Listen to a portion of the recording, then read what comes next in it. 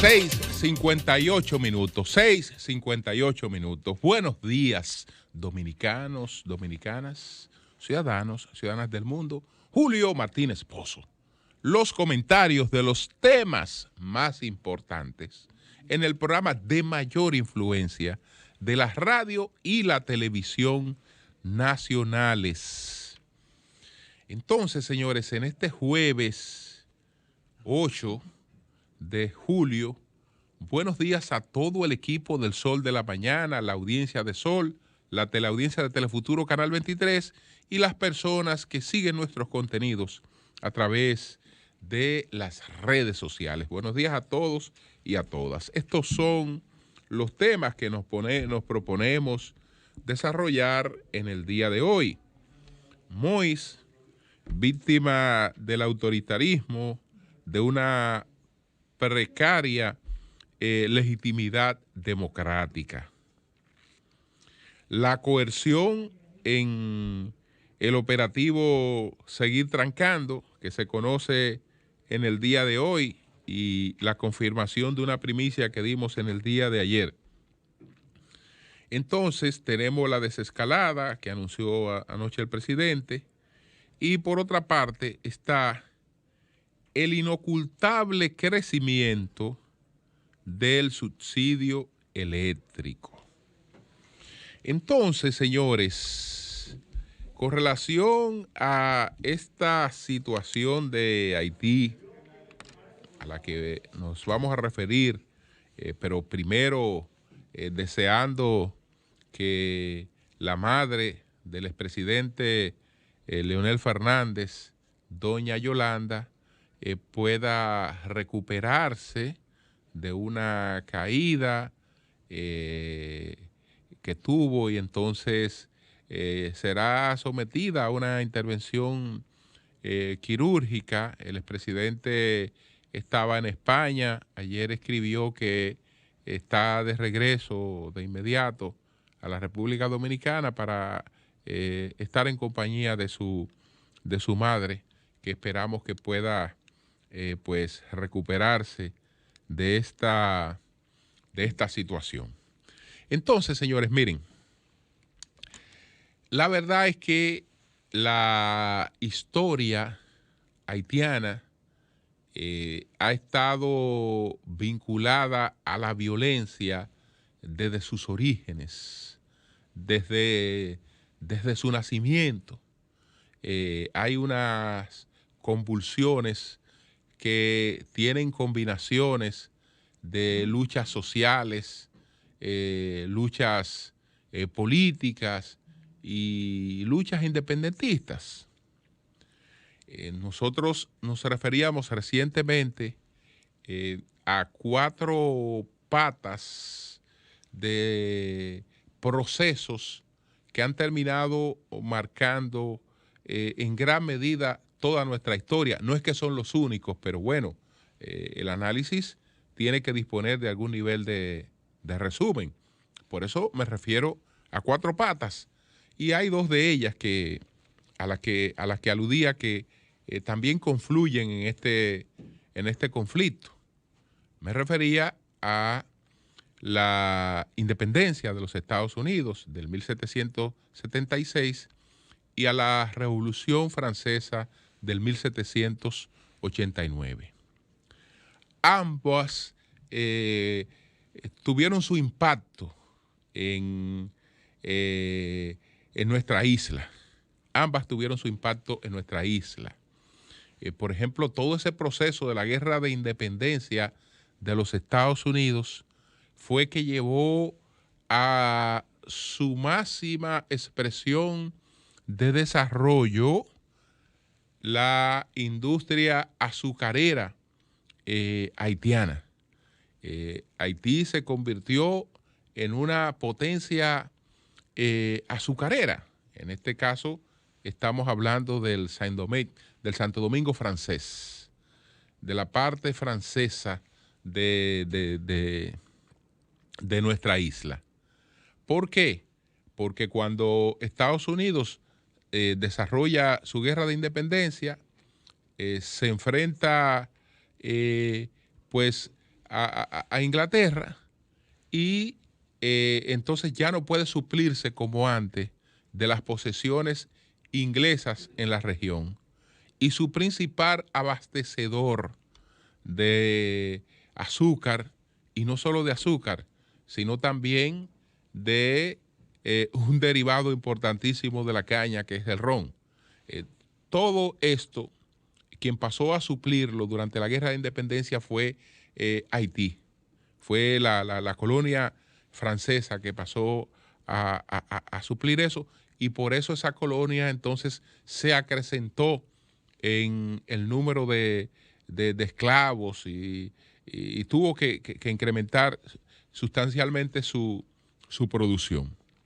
Pero entonces, después del otro acontecimiento, que fue el de la Revolución Francesa, que derivó en, los en la guillotina, ¿no? En todo este proceso en el que fueron llevados a la guillotina, pues primero los miembros del antiguo régimen y después los propios guillotinantes también fueron guillotinados.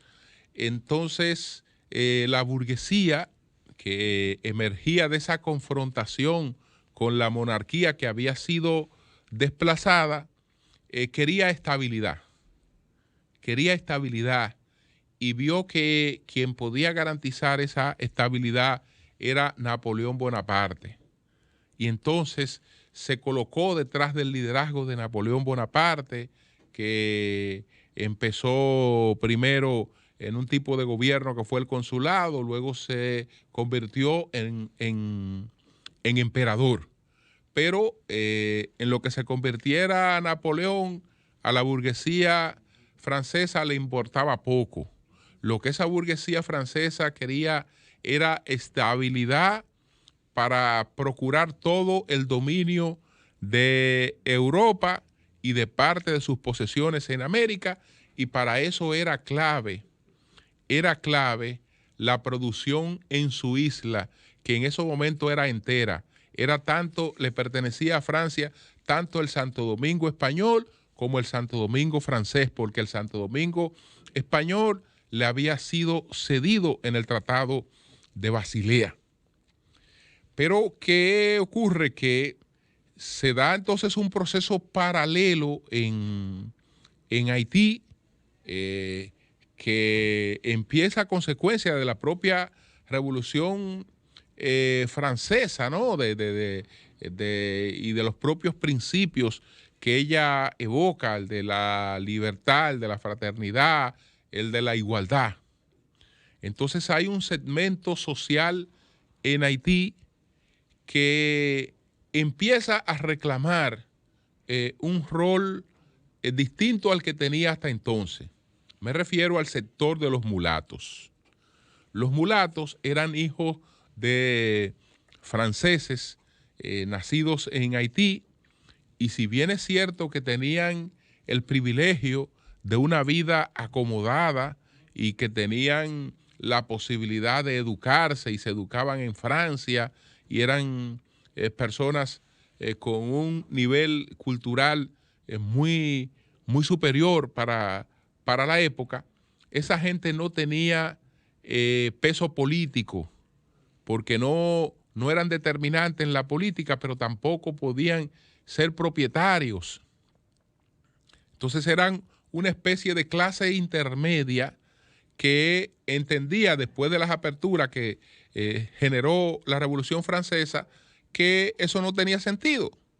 Entonces ellos primero empiezan a gestar ante Francia cierta participación política, pero se dan cuenta que no se le iba a ceder así por así, de manera que empiezan los mulatos a crear las condiciones para la revolución haitiana y empiezan a planear todo este proceso revolucionario en Haití para los mulatos pasar a tener poder político y para poder ser propietarios también. Pero resulta que empiezan a articular su revolución y los negros esclavos que no estaban en la agenda revolucionaria de los mulatos. Ellos iban a seguir tal cual era, porque los mulatos buscaban dominio para ellos, pero ese dominio partía también de que ellos tenían que disponer de esa mano de obra esclava. Entonces, los negros esclavos empiezan a escuchar estas conversaciones de los mulatos en las casas donde ellos trabajaban y en los sitios donde esta gente se reunía. Los mulatos, que eran los servidores de los negros esclavos, que eran servidores de los mulatos y que eran servidores de los blancos, empiezan a escuchar que los mulatos están articulando una revuelta. Y entonces los esclavos, que eran mayoría, se organizan y a la hora de la hora son ellos los que se apoderan de esa revolución que han comenzado, que han empezado, que han planeado los mulatos. Los mulatos, en consecuencia, hacen una alianza con los blancos, pero la mayoría aplastante de los negros esclavos se impone. Ahí arranca esa violencia que ha acompañado a Haití hasta nuestros días, porque lo primero que hicieron los negros esclavos para abolir la esclavitud, para que quedara abolida y enterrada para siempre, fue cortarle la cabeza a sus amos, salvo raras excepciones, por ejemplo, de Toussaint Louverture, que le dio la oportunidad a sus amos de salvarse, etcétera, pero lo que hicieron fue cortarle la cabeza a sus amos y una gran parte de ellos tuvo que salir huyendo hacia la parte española. Y paradójicamente esos que salieron huyendo hacia la parte española después se convirtieron en en próceres de la independencia dominicana, como el caso, por ejemplo, de Antonio Duvergé, pero el caso también de Pedro Santa Anna, que nació en territorio de esa colonia, y de una gran cantidad de familias francesas que vinieron y se establecieron en la República Dominicana y después participaron en la guerra independentista. Cuando vemos lo del 30 de marzo en Santiago de los Caballeros, vemos la mano francesa metida ahí. Es decir, de esos franceses que fueron y que salieron huyendo de esa orgía de sangre que se inició con la revolución haitiana, ese corte de cabeza.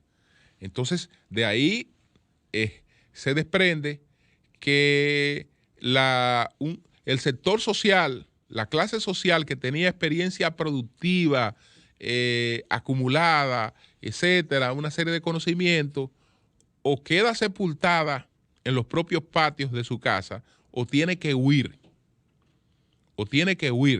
Y entonces se da todo este proceso. Aparte de esto, Francia había abolido coyunturalmente la esclavitud en Haití, porque Francia, al estar en guerra con España, al estar en guerra con Inglaterra, como una manera de ganar esa mano de obra esclava a favor de su causa, como la ganó, porque Toussaint Louverture nunca pensó buscar la independencia que él propició, sino que él es un soldado francés que por este asunto de la abolición de la esclavitud, una serie de cosas, Francia lo gana de su lado, llega al generalato por esa parte, guerreando del lado francés, y se convierte en una figura, pues la figura más determinante, al extremo de que, como la parte española le ha sido cedida a Francia, pues cuando se produce primero la revolución haitiana, no su guerra de independencia, sino esta revolución, esta guerra social que llevaron a cabo los mulatos y de la que se apoderaron los negros esclavos, entonces Toussaint Louverture se arroga un atributo que iba contra los planes de Napoleón. Toussaint dice, pero ven acá, ya nosotros somos Francia y la parte oriental es francesa porque la ha sido cedida. Y él entonces se arrogó el derecho de ocupar toda la isla porque toda la isla era francesa. Pero como la burguesía francesa había colocado a Napoleón y era su líder Napoleón, no era para que disminuyera la producción, sino con fines de consolidarse en el dominio de Europa. Entonces, Francia tenía otros planes y Napoleón tenía otros planes que incluían incluso restablecer la esclavitud, porque para Francia era fundamental la producción en esta isla.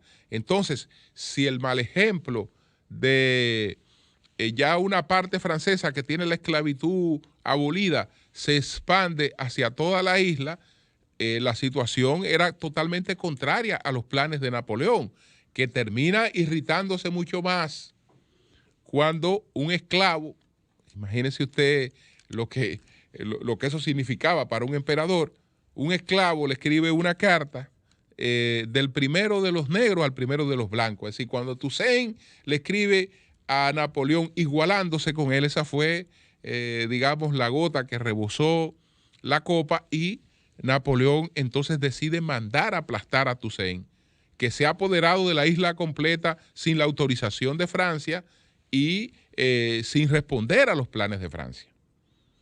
Y entonces se produce este enfrentamiento entre Haití y Francia, pero no entre Haití y Francia. Y que, bueno, tenemos una historia muy bonita de que los mosquitos y la malaria ganaron esa batalla porque el ejército francés enfermó de malaria. El propio general Leclerc, cuñado de Napoleón, que encabezó las tropas, murió de malaria, y que ahí se consumió esa historia. Sí, la malaria, pero había otra, la malaria estaba acompañada por Estados Unidos, que estuvo detrás de esa guerra contra Francia, pues suministrando armamento, alimento, ayuda, todo lo que necesitara Haití, se lo suministraba Estados Unidos para contener a Francia. Es decir, que detrás de esa guerra que inició Toussaint y que la continuó porque era un hombre de un valor increíble, vio llegar él fue a Samaná y presenció la llegada de las tropas de Leclerc y no se metió en miedo. Dijo, no, aquí lo único que queda es luchar hasta morir. Y él fue capturado, no logró ver los resultados de lo que había emprendido, pero sus seguidores continuaron, como Dessalines, todo el proceso, y declararon la independencia de Haití. Entonces, desde entonces, todo lo que ha pasado en Haití se ha ido consumando sobre un río de sangre. En su historia más reciente, pues este es un país donde la democracia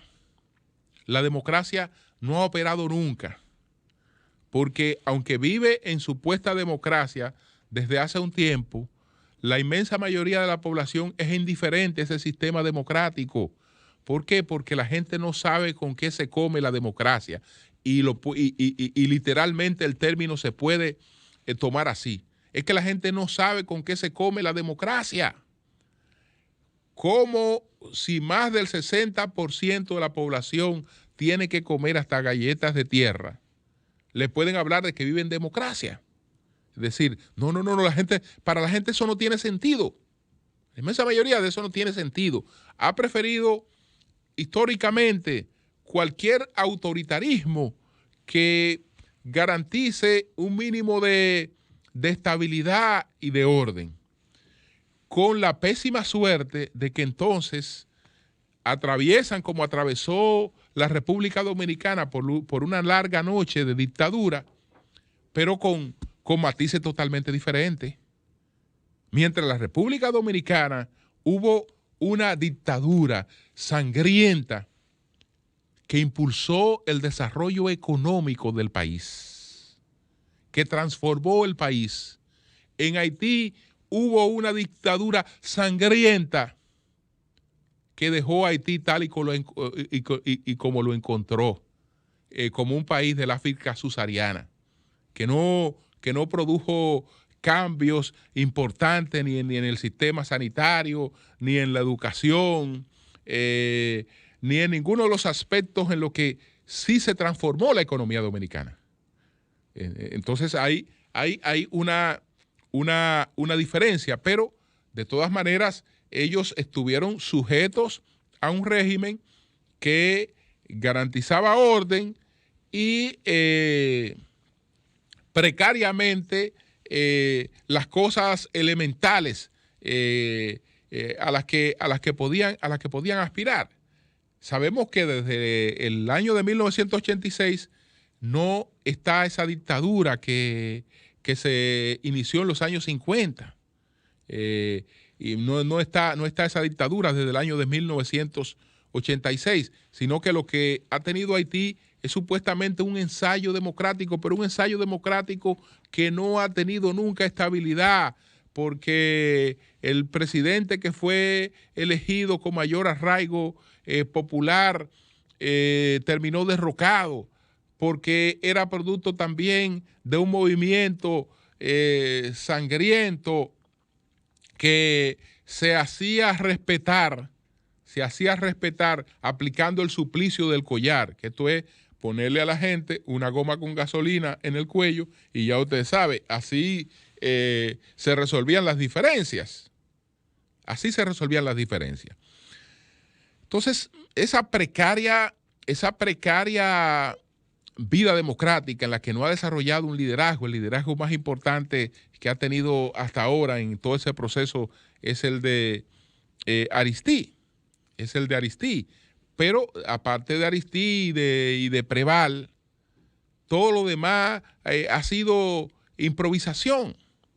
El presidente que fue asesinado en la madrugada de ayer, Moïse, es una persona que no era un político de experiencia, más bien un negociante, un empresario que va a la política, quiere producir cambios, pero nunca se ganó el respaldo popular necesario, ni los avales necesarios, porque para tú ganar respaldo popular, tú necesitas mínimamente que haya identidad contigo, que la gente vea cambios en su vida.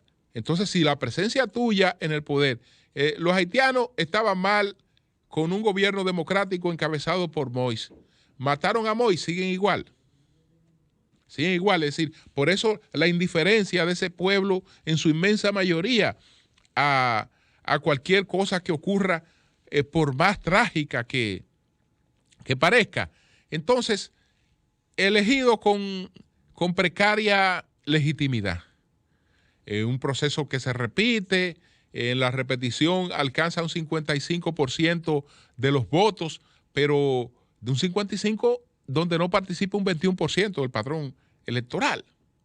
Y un gobierno es un concierto de intereses. Un concierto de intereses. No es cierto que usted puede gobernar y darse el lujo de que, mire, yo aquí estoy enfrentando a todos los sectores de poder. No es verdad. Un presidente no gobierna enfrentando a todos los sectores de poder. Un presidente va ganando espacio, pero un presidente es un conciliador del conjunto de intereses que hay en la sociedad, y sobre esa conciliación se va abriendo paso, va alcanzando reivindicaciones. Pero no es posible proclamarse enemigo de cualquier interés que ronde sobre el Estado, sobre la cosa pública, y operar, sobre todo cuando no tienes una base de popularidad. Entonces, él estaba en el filo de la navaja, insistiendo en mantenerse sin apoyo popular, sin apoyo fáctico, tampoco, sin apoyo fáctico, tal vez con buenas intenciones, pero sin apoyo fáctico, y en el intento de imponer un primer ministro que viene incluso de la Balaz. Ahora hay sospechas sobre esa salida de Aristide, de que estaba grave de COVID, que se fue a Cuba, pero después de esa gravedad no se supo absolutamente nada. Y no se sabe cómo mataron a este hombre, porque resulta ser que el anillo de seguridad del presidente haitiano no es haitiano. Los haitianos participan en la avanzada, pero no participan del anillo de seguridad del presidente actual. Probablemente sean ecuatorianos los que forman parte del anillo de seguridad del presidente. Esa gente se desconoce. Todo aparenta que abandonaron el servicio. No hubo saña contra ellos. Entonces hubo una operación puntual que no se sabe de dónde partió. Podemos saber de autores materiales y tal vez de autores materiales no principales, como estos que ya se están presentando, porque al estar rodeado de tanta enemistad y de tanta amenaza, no se sabe exactamente de dónde partió esta orden de matar salvajemente al presidente de Haití. Ayer el presidente Abinader expresó su repudio a esa situación. No basta con que la República Dominicana exprese su repudio frente a esa situación, porque ese problema sigue intacto ahí. La República Dominicana tiene que hacer un llamado vehemente a la comunidad internacional para que acompañe a Haití a buscar una salida a esta situación. Porque ahora hay convocadas unas elecciones, pero nadie tiene legitimidad. Un primer ministro que ya había sido destituido está dirigiendo el país. No hay casación, es decir, como se llama la Suprema Corte de Justicia. No hay orden institucional. No es verdad que ese país, sin un acompañamiento de la comunidad internacional, puede desarrollar un proceso electoral para darle cierta legitimidad a la operatividad democrática. Y esa operatividad democrática hay que acompañarla también de una integración social que produzca cambios de verdad en ese país. Y nada de eso ese país lo va a lograr por sí solo. La amenaza de que un día mataron al presidente del Colegio de Abogados, otro día mataron entonces al presidente y prácticamente a su esposa, que ojalá se pueda recuperar. Dicen que ha rebasado la parte más peligrosa. Ojalá que así sea. Pero ese problema está ahí, está intacto, y sin la comunidad internacional eso no se resuelve. Con una comunidad internacional mirando absolutamente para otro lado. Entonces, señores, miren, hoy se conocen las medidas de coerción del operativo Seguir Trancando. Van los implicados ante la jueza de atención permanente, la coordinadora, que los casos más importantes y mediáticos, pues le caen a ella misma, que es a Kenya Romero. Le caen a ella misma esos casos, ¿no? Entonces, bueno, van ante ella. Ella, sabemos, por lo que demostró en la operación Kepi Ramiao, que no lo piensa dos veces para repartir penas anticipadas, igualando el nivel de participación de la gente en los procesos. El Ministerio Público pide 18 meses, ella lo concede sin arruga y se lo da a todos los que están ahí como si tuvieran el mismo nivel de participación. Una cuestión que estamos hablando, de lo que se está hablando es de supuestamente garantizar que no se interfiera en una investigación. Esa gente no es culpable. Esa gente se supone que se le está bajo la presunción de inocencia de ese principio. No, 18 meses, que es una condena. Eso no es una coerción, eso es una condena. Esa es una condena. Bueno, van ante esa jueza y vamos a ver qué pasa. Vamos a ver qué pasa. En este caso, ya la gente ha observado diferencias importantes que hablan de la relativa independencia del Ministerio Público. Por una parte, la magistrada procuradora se inhibió. Y hay quienes pueden saludar esto. ¡Ay, qué bueno que se inhibió! Eso demuestra la imparcialidad de ella. ¿Y quién ha dicho que eso es beneficioso? Si yo estuviera involucrado en ese caso, yo rogara para que la magistrada Miriam Germán no se inhibiera. ¿O inhibirse usted cree que eso es para producir mayor garantía al principio de objetividad del Ministerio Público? No. Inhibirse lo que quiere decir es que ella va a estar mirando para otro lado mientras ahí se actúa. Entonces yo no quisiera eso, si yo estuviera involucrado en eso. No, magistrada, quédese ahí. Quédese ahí, que usted tiene una historia y en base a su historia usted está comprometida con una serie de principios que usted es una garantía de que mínimamente se respete. No, ella va a mirar para otro lado. Ella va a mirar para otro lado. Si no se quiere vengar, ahí sí se está vengando de verdad. Porque lo único que va a hacer es que ella va a mirar para otro lado y no es responsable de nada de lo que ocurra ahí. Ah, pero venga acá. Entonces, ¿eso es beneficioso? No, eso no es beneficioso. Eso no es beneficioso. ¿Qué otra cosa observa la gente? Y miren que yo no entiendo que nadie que tenga un contrato, por el hecho de tener un contrato, ya usted es un ladrón. Ya usted estaba robando. Ah, fulano tenía una contrata de tanto. Eso quiere decir que él estaba robando. Yo no entiendo eso. Pero ustedes no se encuentran paradójicos, o soy yo el único que se encuentra paradójico, que en el expediente esté trancado y hayan ido a buscarlo a Jarabacoa como un gran criminal, como un delincuente, uno que tiene un contrato de 20 millones de pesos. A ese está trancado, a ese le van a conocer medidas de coerción. Y va frente a Kenya, que no se le apriete el pecho para mandarle 18 meses de coerción sin arruga. A ese le van a conocer coerción. Tiene un contrato de 20 millones de pesos. Ah, pero hay honorables sagrados con contratos de miles, de más de 1.000 millones, que eso sobre lo que se está investigando.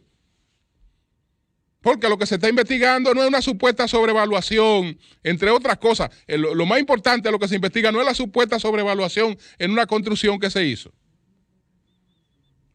Entonces, bueno, este carajo, 20 millones, ¡pam! Mírenlo ahí metido. Y arriesgándose a que le tiren en la costilla 18 meses de coerción. Ah, pero hay otras cosas que se manejaron hace varios meses, según confesó la directora de ética, que fue la que le dijo a este país que hace 4 meses ya tenía conocimiento de eso y lo habló con quien tenía que hablarlo. Y lo habló con quien tenía que hablarlo. Lo habló. ¿Y qué significa eso? Que ahí hubo conversación. Ahí hubo consideración. Ahí la hubo. Pero no, el que tenía el contrato de 20 millones está ahí. Y está metido. Y todo esto es independencia, ¿eh? Todo esto es independencia. Esto es ciego. Esto es independencia. Pero independencia para los tontos. Independencia para los tontos. Ayer di la primicia de la solicitud que le había hecho el exprocurador a Alicia Ortega. Entonces ocurre a uno con las primicias, que a veces uno se entera de manera anticipada. Ayer, después que di la información, converso con mis amigos de SIN y ellos me dicen, Julio, no tenemos ese dato. Yo quedo ahí un poquito con el sabor amargo de que he dado una información, pero caramba, la fuente mía era una fuente muy de la que yo no tenía la menor duda. No estoy yo en el parqueo cuando me confirman, Julio, excúsanos. Sí, se recibió todo esto. Y hoy está confirmado. Hoy está confirmado lo que informé ayer en primicia. Entonces, ¿qué pasa? El